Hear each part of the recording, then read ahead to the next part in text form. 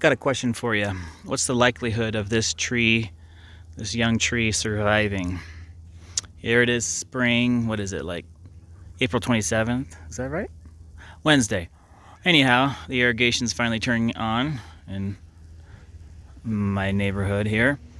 And the reason why I ask what's the likelihood of this surviving is because, well, hey, look at this. We've got one right here that's starting to leaf out. So now you know the answer. By the way, this is Parker Tree Service, Jamin Mayer.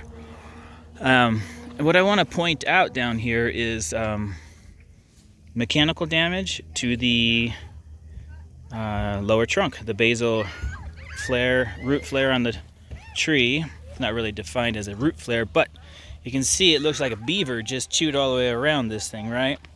But that was not a beaver. That was mower and weed whip damage. And well, it's extremely wasteful monetarily. Geez, we have a big list, but it's wasteful, and this is all preventable just by simply putting mulch right around the drip line of the tree. And so if you have the drip line, where if you picture water running off the sides of the tree, right around here is the drip line. Mulch is a really good deterrent, natural, easy deterrent to keep away the mechanical damage, and it'll insulate the critical root zone. So let me look at a couple of the trees. I mean, at least these are starting to leaf out. But going back to my original question, then, what is the likelihood of this tree surviving? It's going to be a very low likelihood. So you can see completely kind of chewed around, right? We call that girdling. And what the girdling means is the vascular flow of these trees have been cut off at a certain point. So think of like a girdle or like a belt around a waist. If you cinch it real hard, it's gonna hurt, right? So basically,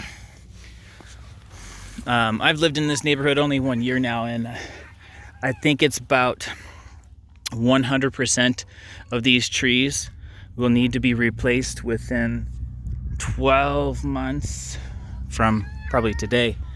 I think we're really getting up to those statistics. Probably 100% of these trees. And what that means is 100% avoidable. You just basically put some mulch under the critical root zone. Voila, it keeps the weed whips and the mowers away. And for an HOA community that are going to have to be replacing these trees, some of these trees are not cheap. Oh, maybe some discount rate, $100 each, maybe 150.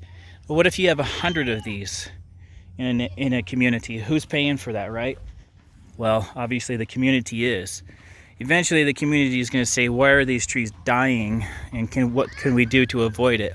I'm going to give a really good suggestion of how just to do that. Have a great day.